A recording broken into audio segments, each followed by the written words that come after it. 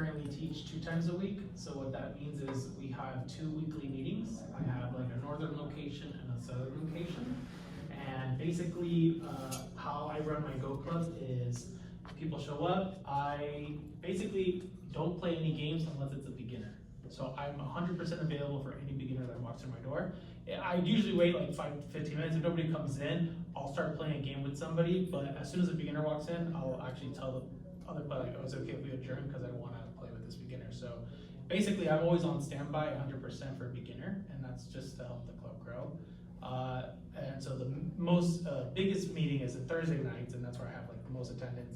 My smaller meeting is Monday, because the venue is a language school where like students from all around the world come there to immerse themselves for an English program. There's a constant rotation of students.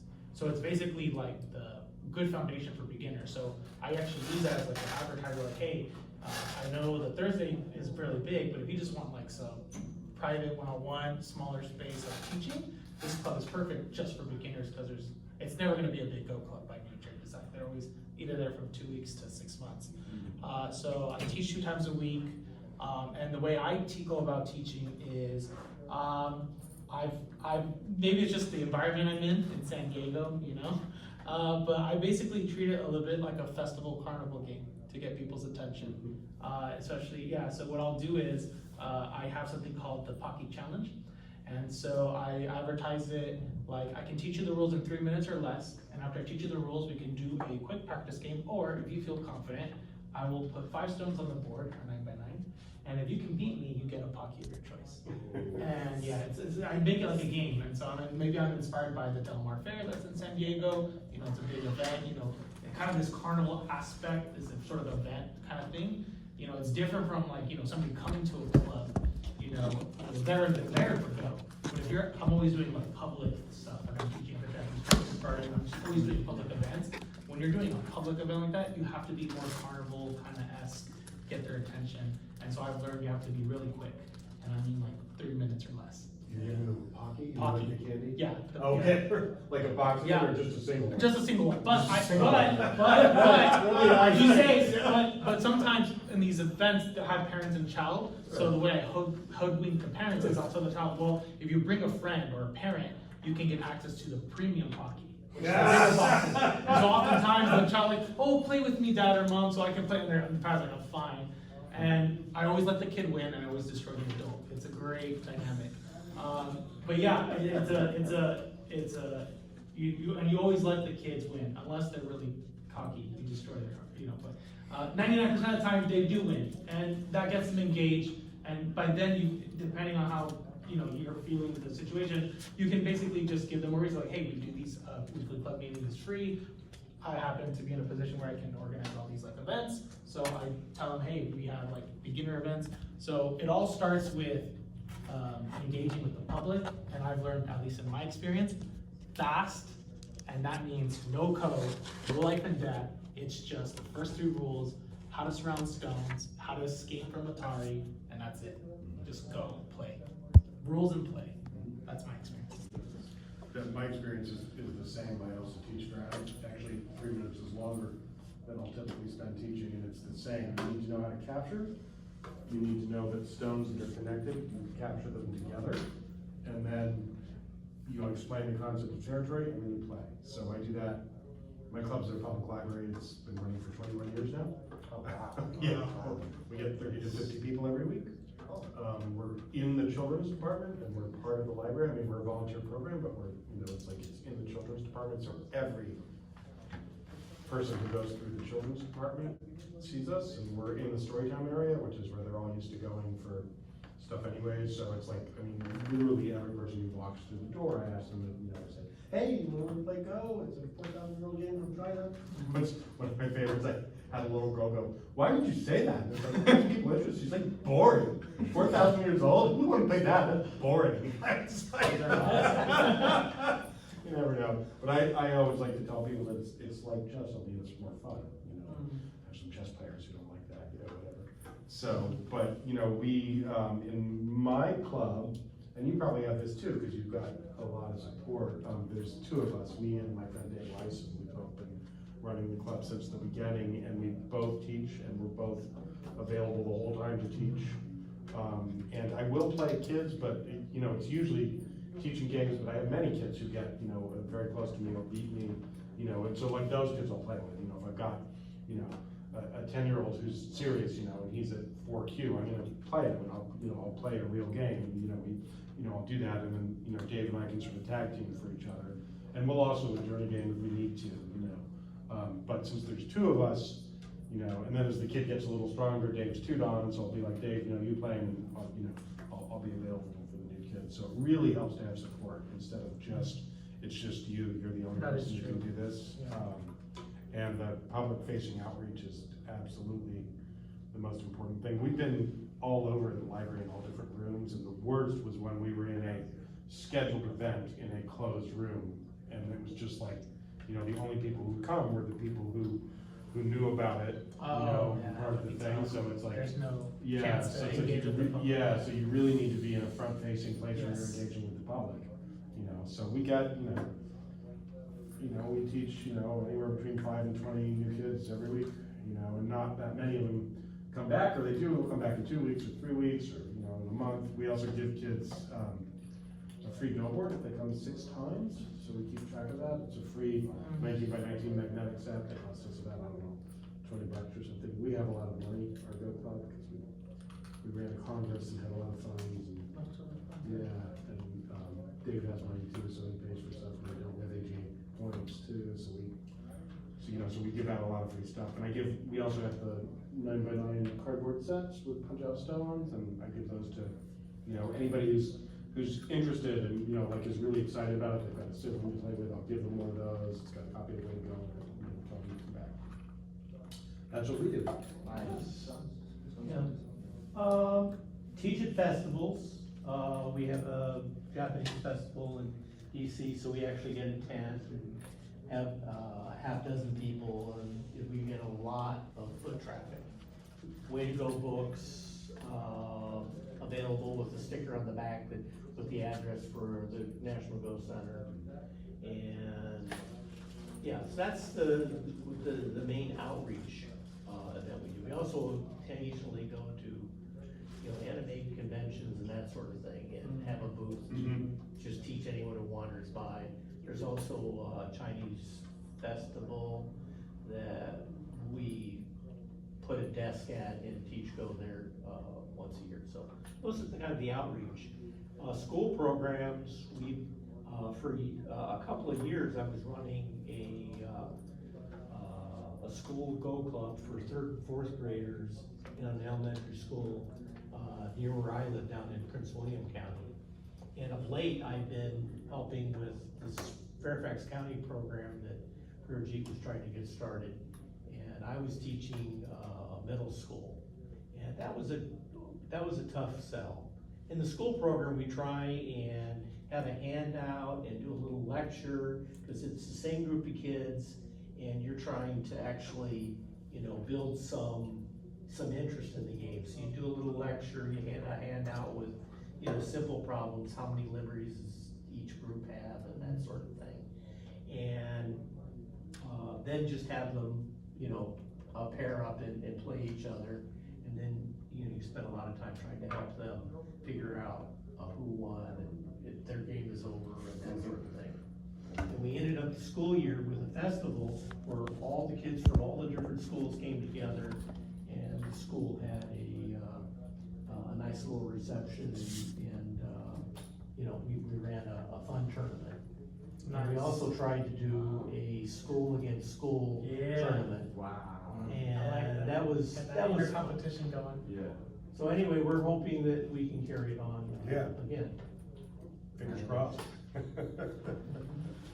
Amari? Yeah, I started teaching a couple years ago when I took over my school's Go Club. And I've done like a big push to teach younger kids. So like, I like made a club for like middle schoolers, because I go to a K-12 school. So I got some requests from parents to do like private tutoring, so then I've got like another like weekly class where I teach kids, and they've gotten pretty good. There's some that have like crazy talent, so it's a lot of fun. And I got to do my school's Go camp for summer camp, and that was pretty awesome. We got a lot of like second graders, and they're tough to deal with, but they're like really Yes. enthusiastic. So it's pretty awesome to see people who just like learn something and are immediately hyped about it. Yeah. So I've done a lot of work with younger kids. Oh, that's awesome. It's always the most fun, I think, I collaborate. Yeah. For Paul and Garrett, just because they were not at the presentation I did, I'm just gonna briefly talk about my work for some I did. So basically, I work with beginners to like intermediates, from kids to elders. So what I did differently than most of the other teachers, seems like, is that my focus is on elders, not kids. Kids is just like, they pick up things quicker than the elders. So naturally, my focus has been the elders, and then that's where the idea came from. And I don't necessarily teach Go in a traditional way where like, oh, this is like Atari. Of course I do the fundamentals, but then I don't teach code, life and death. And then one thing I'm gonna teach for a while is how to finish a game. But then what I do is, because my focus is on elders, I take like, for example, shapes or joseki, and then I make them memorize it, and then explain what each move does.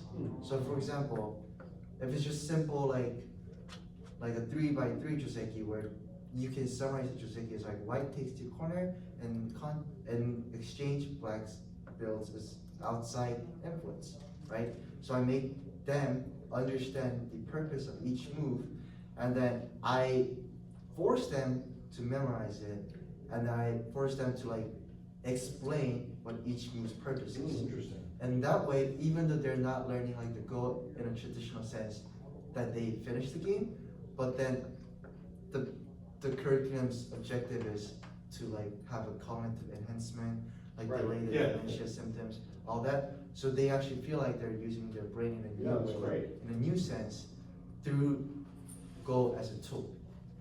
And then once they're like pick up, and then they can see the pattern, like, oh, this is 3x3, that looks like that. So this must be for like outside influence, this must be corner, this must be like that. Then that's when I start to teach like how to finish the game, the idea of like dame, like making this order really clear, all that.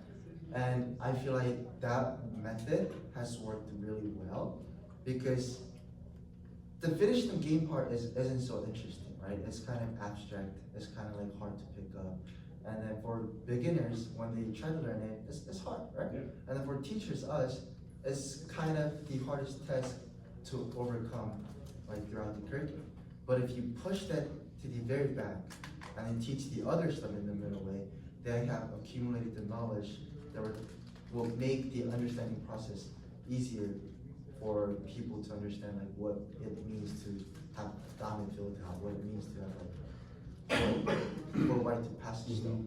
So I think, like, I feel like all of you have experienced like some sort of challenges when explaining the concept of like finish them game. Oh, yeah. So- Number one question that gets asked. Yeah. When is this game over? How do you know when it's over? Mhm. Yeah. So what I want to suggest is, based on my experiences, I've taught in the Chateau La Jolla, like a memory care facility for like over a year, like a year and a half. And then I had 3 people show up very consistently, and they were able to understand after a couple months what finishing a game meant. But in the meantime, they learned what it means to have, like in the opening stage, what it means to have like a line on the 3rd stone and 4th stone. What it means to have like a harmony, right? You don't want all your stones to have it on the flat 3rd line. You kind of want the dynamic because it looks good, but it's more efficient. I taught all that like a secret sauces in the middle of that, not teaching them how to finish the game. And then those like ideas, once they get it and kind of develop that Go player mindset that we all have as like a Q or down player, then it's much easier for them to understand the game, and that process becomes so much quicker. And they actually, that dopamine strike that they get Mhm. after like learning how to finish the game and then playing by themselves after like a maximum system. That's great. So I think if you're still struggling with some of those challenges I've mentioned, I think pushing it back, because like the objective is of course to have a new Go player in the community, to add more members to the community, but it's for them to keep the interest, and then once you're not teaching them, you want them to like learn it by themselves. So I feel like the best like a skill that as a teacher we can develop for a student is to teach them how to teach themselves. So that's why all the hard stuff that comes later in the curriculum, like what it means to have opening, like the middle game, end game, all that needs to come right before like Atari, like Liberty, like all that, the fundamental stuff. And then go back to the fundamentals, so everything kind of creates this nice Mhm. like formula. Yeah. So when I was like preparing for that panel presentation, this was like my main message for the teacher panel, but I didn't have the chance to mention it. So my next question is, besides like finishing the game, what other challenges feels like common challenges that teachers experience when they're teaching? Because like finishing the game is like kind of common one. I feel like there should be a minor ones that are less talked about, right? So I feel like we can have like a moment of like minute or minute and a half to kind of think about it. Yeah. and share that, yeah. Like different aspects of the game. Yeah, Okay. so like if you're teaching like a target, or if you're teaching Yeah. Defensive Seki, I feel like you haven't done that yet. But if you're teaching something, what feels like the hardest besides the idea of finishing the game? I think eyes are always the hardest, and I have a very specific way that I teach eyes, and I think it's a mistake that many teachers make, and even the guy who runs my club with me is like, he'll say this and this and this, and you can't go here because of this, and a beginner never understands that. Yeah. So I play out all the things and I show the sequence of 3 stones being captured and throw back in, and I play out all possible variations. And then people get it, but it's still like, and Dave gets mad at me because he's like, well, you haven't taught them about eyes, and it's like they won't understand it. Oh. If you show them, it won't mean a thing. I have a club member who's, your Dave is in my club, Yeah. just named differently. So, at this point, we Everyone has both a just different- agreed to teach differently, and he's able to hold kids too, so it's okay. But yeah, so I think teaching eyes, and I think how you teach it is very important. Yeah, I think I'm still learning how to do it best. So I think when I teach, the teaching games, I do love to teach it on a 7x7 board because I feel like I skipped the end game. I used to teach on a 9x9 and I realized like, oh, we get through the fundamentals and then there's this like weird 5-minute end game we have to do. And with the 7x7, I skipped that process entirely. It's great. So it's like pushing the end game thing back, like you said. The ball size, I think when it comes to Go, I teach that only if it comes up, and that's even maybe. Sometimes if somebody puts me in an Atari, even if it's bad for me, I'll Just connect. I'll yeah, connect. just Whatever, right. yeah, I'll give them that victory because Right. I want to focus at the end. Yeah. And what I'll do is sometimes I'll play a game on a 9x9 where they purposely have more territory, and then I will invade and create 2 eyes, and I might make 1 real eye and 1 fake eye, and then be like, "Ha, see, I made alive," and then see what they say. And if they go like, "No, you're not," I'll be like, "Oh, well, prove me wrong," encourage them. And if they say like, "Oh yeah, I guess you are alive," then that's a teaching moment. You're like, "Are you sure though? How many eyes do I have? Like how many?" They'll say 2, but how many liberties does a stone have? 2. Okay, well, is there a way you can get it to 1? Yeah, so I think maybe, yeah, ball size is probably tricky because I haven't even created like any like worksheets about that. I haven't gone to that stage yet. So I think ball size is probably the difficult. How to introduce it and when is probably it. I mean, for me, I don't know about like aspects, like maybe one aspect would be like strong groups versus weak groups. But like, Yeah. for me, the hardest thing, like you said, is like trying to get kids to like wanna do it on their own, like be excited about it. And like, I don't know, like for some of them, like I tried having like a team game, like 4 kids versus 4 kids, where like simulate like in 2 armies fighting each other, and I'm like General William or something like that. But, like, That's even- good, role play, that's good. Yeah. But like even that, like I don't know, some kids like are like rolling on the ground, and it's like like literally, and it's, I don't know, I feel like maybe if I tell them about like the really rich history, or like with AI, some story that can help them, I'm not really sure These are the. how to make it more exciting. These are the second graders? Yeah, second graders, and yeah, it would probably be more like 4th graders in the future. Gotcha. No, second grader, that's tough. Yeah, right. I've made second graders cry. Oh, Because man. I would be teaching, and it'd only be 5 of them, and you would think a class of 5 second graders would be easy to teach compared to 20 5th graders, but the 20 5th graders are actually easier. Cause I was teaching the 5th graders, and I made the mistake of turning my back to them, and I turned back, Oh, only like maybe 1 or 2 are paying attention, and the other ones are just like this, yeah. playing with their finger and looking at the ceiling. I think with little kids, you said they're rolling on the floor, you need to incorporate some sort of physical activity and Yeah. that activity. Oh my, What imagine we human did go. that was a fun physical activity was, I made a big 9x9 and used dinner plates. Yes. And- Musical Go go, too, yeah. musical chairs go kind of thing? Yeah. Well, you no, play you just blackboard. put hand out dinner plates and let. Giant size. Yeah, it's good. It would be cool to do human go. Yeah. Yeah. Like a human chest. Yeah. And I can't find it on YouTube, but I do remember like a Go school in Korea, the teacher, she had like, kind of like paper plate size thing, but yeah, she was actually doing like musical Go, so if she had 10 students, they would go around in a circle or a Oh, square, really? and she would put 9 stones down, or however, like 9 liberties down, and basically play music, and then the kids have to rush. Oh, nice. That's all I got, that'd be a good idea to try, I don't have to like create it, yeah. At that age, Amari, I just do first capture. Oh, yeah, Second for grade, sure. Yeah, I wouldn't do full go with them, cause it's just, it seems like it's a little beyond them. I mean, I have successfully taught 4 and 5-year-olds in my club, but it's the unusual 4 and Yeah. 5-year-old who will, who will get it. And Yeah. I've had several of them, but your average 4 or 5-year-old just doesn't have the mental capacity. At 6, I'll try teaching. Yeah, I tried, and it was like sometimes like, there's games where like 5 different groups are all captured at the same time, but yeah, it's rough. Another thing like I love to do is like, it's so hard to get high schoolers interested. Like they think Yeah, that's. they think they're too cool for the games. And at my club fair, I'll try to get people, and they're like, I'm more of a chess player. I don't know, like, Yeah, that's the hard part, yeah. yeah. But then, like, I feel like for high schoolers, there's not a lot we can do because it is kind of a fact that high schoolers have a lot of homework, takes like honors and AP classes, they Yeah. have like sports That's true. commitment, That's true. and then to try to learn something new in serious manner is difficult. Yeah. Yeah, like if I had to learn chess right now and I have like, feel like this weird pressure of getting into like 1500 ELO, I feel like Yeah.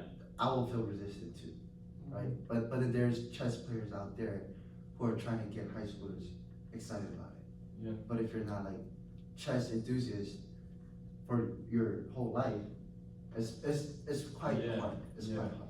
Yeah, for me, a lot of the players in my school, like, they grow into it, Yeah. instead of just picking it up at high school. So, I don't know. At that point, I would just try to hack what they're interested in. So that's again the carnal living. So instead of maybe hockey for high schoolers, whatever the favorite games of the day are, Overwatch, whatever, I'd have gift cards, maybe $5, $10. I'd be like, if you can beat me on a 9x9 with Faisal handicap, maybe I'll give it to you. But you have to really like crush it at that point. Yeah. You might have to like give up But that much. I feel like it's gotta be like the game and stuff. No, yeah. We were talking about this at the panel, like, Yeah. I feel like online outreach is like the biggest, like, failure in Go right now. I don't know. Yeah. Like, cause people learn it online and they're excited about it because it's like, an ancient game, and then they look at it on OGS, and it's like, if you really have a lot of willpower, you'll like play a full 19x19 game on OGS. But like, I feel like getting people to like, I don't know, like recognize it more online. Like every single YouTube video about Go is just like a Joseki video or like Yeah, that is a true. pro review. It's like, it feels like it's everything, it's about like improving Echo and less stuff that can get people excited. Yeah. I don't know. You want more of like the magic and the wonder of the game itself? Like coming Yeah, together? or even just like videos of people having fun playing Go. Yeah, exactly. Well, You like know? that, that thing they had at the opening ceremony of all this, like, that was great, it's like, that's exciting about it. I was actually talking about your point with, was it Felix, Regina, and who was the other one? Jacob, Oh, okay. and then like those people, and then, so we played a Parago a couple of days ago to like see if we had a chemistry or had to change partners or all that, and then Regina would play the move, and then she's 5Q and I'm 3 down, right? And I'll crash out because she ruined my plan. Yeah. And then people thought it was really funny, right?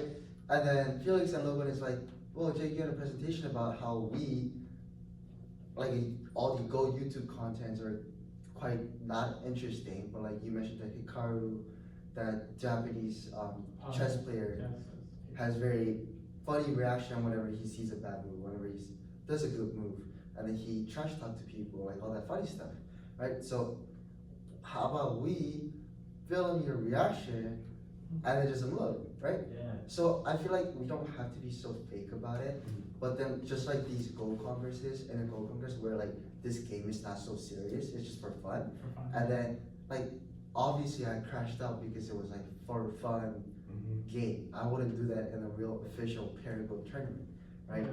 So I feel like there is some sort of stereotype where we feel like we have to project or portray Go in a way that is very well respected game. Mhm. And so that's why it's really hard to kind of insert that like very clumsy, childish Mhm. moment. No, I think you're absolutely right. Yeah, Yeah. but if you're really genuine about it, right? You don't, if you Yeah. don't fake it, just like how I did it in a very casual Parago practice game, and then you just see this really stupid move that, as a down player, think that no one will play.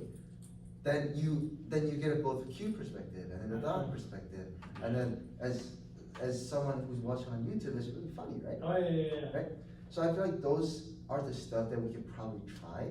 Yeah. But then, if that gets too serious, I feel like the reputation that we hold a pride in will get ruined. I see. And I feel like that's the biggest fear I have, I because, think there is too much emphasis on like, you have to constantly be improving, like Terry objects to that too. It's Yeah. like, we just want, we want people to learn to play Go, and, Terry's always fond of saying, we're not really interested in getting 20 more 9-dots. Yes. We're interested in getting 25,000 30 Qs. Yeah. You know, Yes. that's like, Just playing 9x9. yeah, that's what we want, is just to get Yeah. more people playing, because the rest will come, and totally like making it more fun, instead of this is like, like I do a lot of, when I'm teaching very young kids, I'll do, like counting and stuff with them, and then I have some kids who like don't wanna count, I'll be like, you don't wanna do math on a Sunday, it's, I understand, I do know there be some good WWE smack talk though between games. Like Yeah. I actually, so I know at the Open I'm very like yeah, everybody open is not supposed to, yeah. like right. But if you come to my club, I actually encourage smack talking. Right. Yeah, I want that kind of chatter and banter. It's very fun and everything. Yeah. And then, Oh, and to actually- me it's like a performance, a story. Right. So this was the slide that everyone kind of liked it. Oh, that was a good slide. Yeah. So what I wanted to comment on is Terry is right about the direction of like where we should focus on, because like think about any international Go titles. Have any American players won it? No, right? Because AJ and AJF and all that American Go Association organization is, they're focused on getting more people, because Go was a new thing here, right? It was brought by the East Asian immigrants, and it was introduced to like white people, black people, and then people who were prior in this country, and then it started growing, and then now we're in that stage, right? So our focus is on awareness, and then that is, I feel like, the correct place to be. So what I think is that the teaching should be the main primary, and then even here, I feel like sometimes people just get scared of talking to other people because I'm 3 dan. Like Oh, yeah. I had 1 dan, remembers my rank, but not my name. Yeah, right?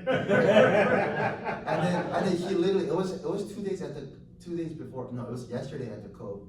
And then he was like, Jacob is like AQ, right? And then he was like, oh yeah, you're Jacob, like nice to meet you. And then I was like, as a joke, do you remember my name? I remember your rank. And you're 3 dan. Oh. I mean, like, you don't have to be scared by 3 dan, right?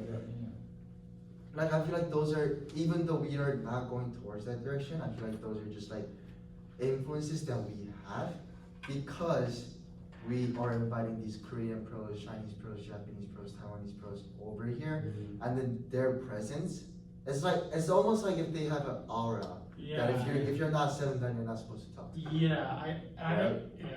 know what the feeling you're talking Yeah. about, and that happens even in my Go Club too. Like if I have like a 7 dan that comes in, younger players are kind of intimidated.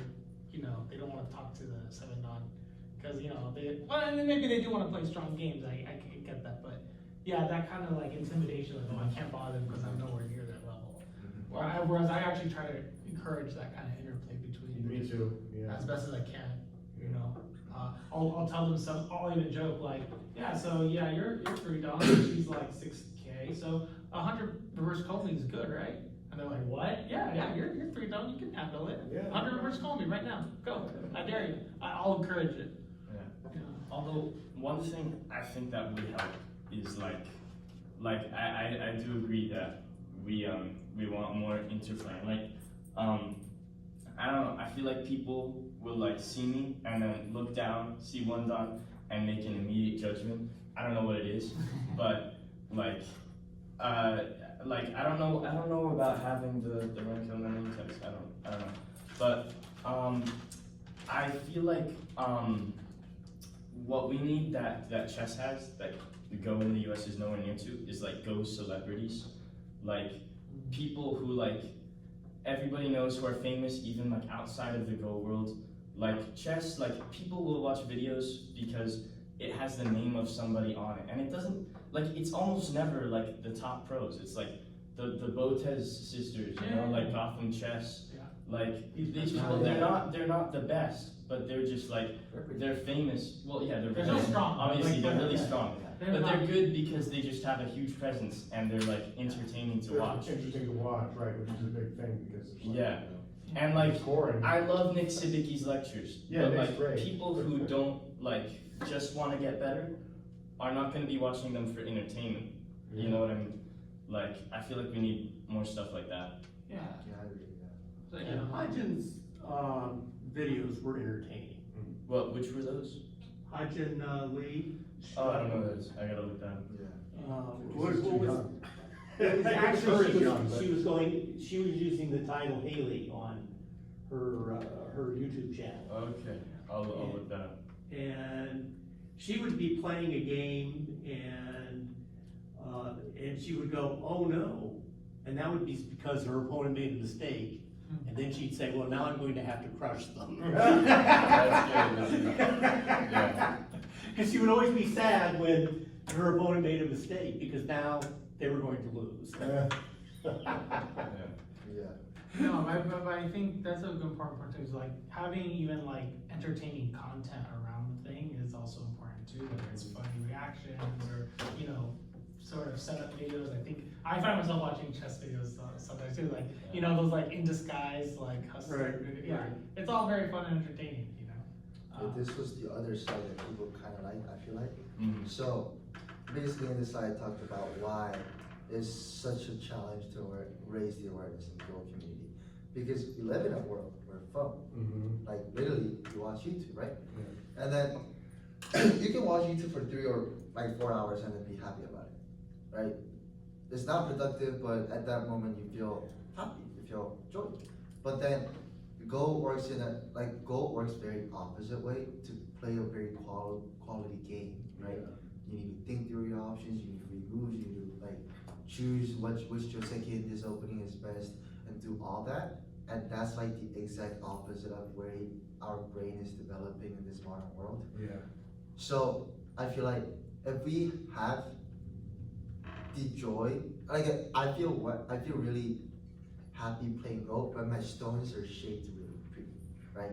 Those are like, I really wanna play this game, I really wanna, I wanna actually think a lot, and then like, do all that, and then like win this game. That's like when I get motivated to play Go, when my shapes are pretty. So what I do with the, No, I'm yeah, 100% if my shape shapes player. are, if my shapes are bad, even though I'm winning, I really don't wanna play that game. I relate to Right? this. This, like, that varies by players. Like, for example, if I have a huge influence on the center, but have no territory gain on the sides or corners, I don't wanna play the game. But if it's the opposite, even though I'm losing, I really wanna play the game. So these are like the very personal preferences. And then I feel like those are the moments where you feel the joy that Go gives. And then I want the beginners to feel that joy as soon as possible. So what I do is, before teaching the end game, I show first 50 moves of the pro games. And then see. And then I talk about the territory goal pretty fast. And then like the objective of the game is I lied.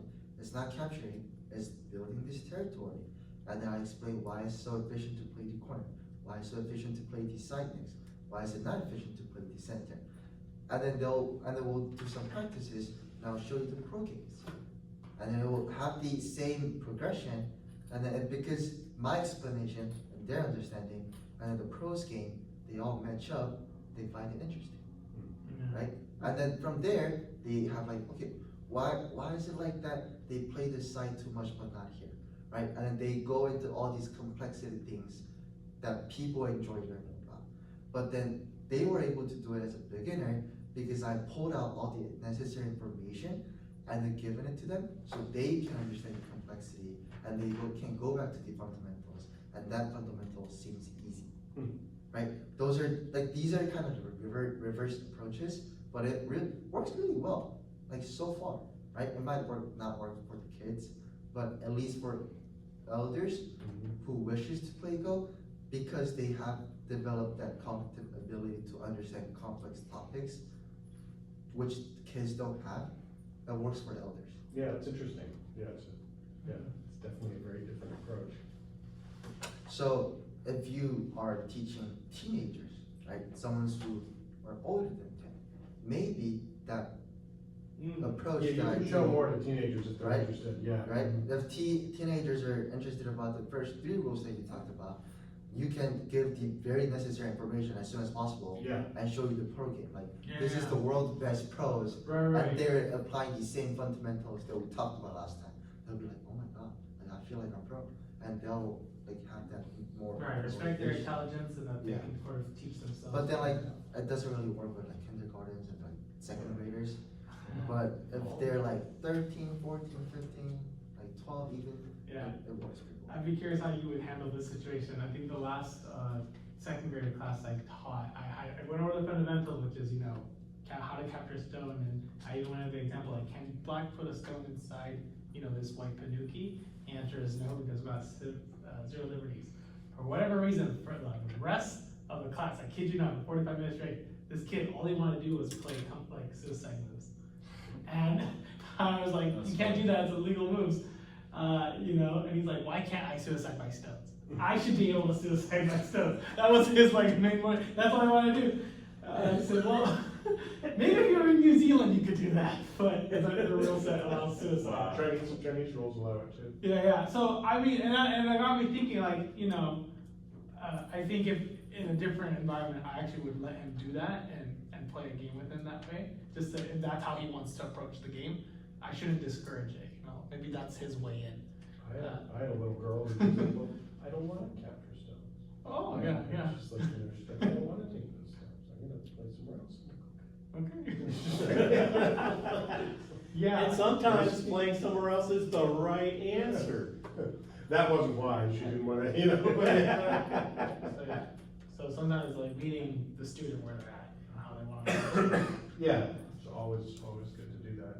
I'm trying to think, is there anything else about chess that owes to its popularity, other than the fact that Um, it was in the US before? I think it's just the fact that in school. It's like grandparents will teach it to. Yes, they're at a point where like like I learned chess how because my parents taught it to me because it's a board at the house. And the culture knows about it, Yes. it's in media, And it's if all I- sorts of am I- stuff. Also, I'm I'm not dissing chess, but chess is pretty easy to learn if It you're a is, beginner, right? If you're a beginner, I guess, of course, hard to go to like 2,800 elos, like Yes. it's hard for any type of stuff that you do. Yeah. But like in the beginner stage, if you're talking about it, chess is like so much easier because pawn moves to captures, like you just need to memorize how things capture each other, and then the objective is clear, capture the king. Yeah, I feel like it's Yeah. way less abstract. It's Yeah. like, it's two kingdoms. And there's It's probably just- also why it's more popular, is that it's less abstract, and people often don't like things that are abstract. And schools just have a chessboard in every after-school program, so it's always there. Like it's Yeah. even if you're not, if you're like, oh, what game should we play? Your eyes are glancing over chess, and one day you'll pick it up and try it. But in Korea, I mean, Baduk is everywhere, right? I mean, it's like, yeah, it has, and China too, and Japan, I mean, there's a cultural knowledge of it, but I think the thing that you were talking about the experts, and it's like a lot of, like, and this is very common, if you meet Asian players and if you ask them if they play, they could be 8Q, but they'll tell you that they don't play. Oh yeah, that's what They don't know how to play. Yeah, that's what Yeah, because if they're not Don level, they don't play the game. Oh, no, I don't know how to play. Yeah. Right. It's like, yeah, you're 8Q, it's like, you know how to play, it's like, My- yeah. My goal and dream would just be that there's a Go board, even if it's a 9x9, just right next to the chessboard and the school shelves. Yeah. That's it. I- That's all that would. You know how there's chess tables in like public parks? Right. Yeah. Like, what if in some communities where it's like there's a lot of immigrants, what if we put like Go tables or like just a grid that's like that? Like, that seems like it would be really expensive. I don't know if the AGA has that money, but There's some like images of like actual tables like etched. Yeah, they have that. And you just They have that in Asia. like, yeah, like tables like this and it's got the etching and people can just bring their stones. So bring your stones and you can play on it. Is it, like, there's a Chinatown in my neighborhood and there's like, people play chess there, but like, I bet if we set up Go tables too, people would play. The game itself has a natural draw power. I mean, you start playing Go, you will get People people. are like, what is that? What is that? Yeah. I mean, Curious about a lot of it can even be like, just, you kind of like you be the change type of thing, go out in public, play a game. If you have somebody at, and trust me, you'll get people stopped, like, what is this? The game naturally is aesthetic. We should not miss dinner. Oh, yes. Is Just there dinner. anything else that you wanted to Okay. touch on, Dave, before we? No, I feel like all these points that we brought up with you were like really great, and then like my perspective of Go has changed a lot, like moving here from the area, and I feel like we're just gonna work on these things and Yeah. thinking about it. Well, and we're very, very excited to have young people like you who are interested in that and wanting to work with young people like you. And there's a lot of us old people, like me and Gary have been doing it for a long time. Big